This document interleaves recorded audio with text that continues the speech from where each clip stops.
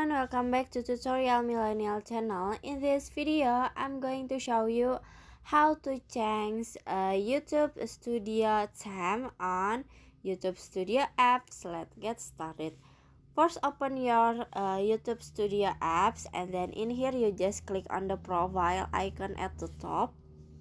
Click on it, and then in here you just click on a setting, this one.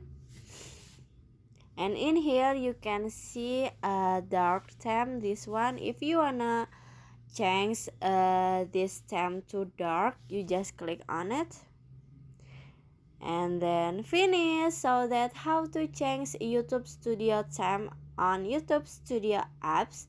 And then I hope you found this video to be helpful. If you enjoy with the content, please consider like, comment, and subscribe down below. Bye bye.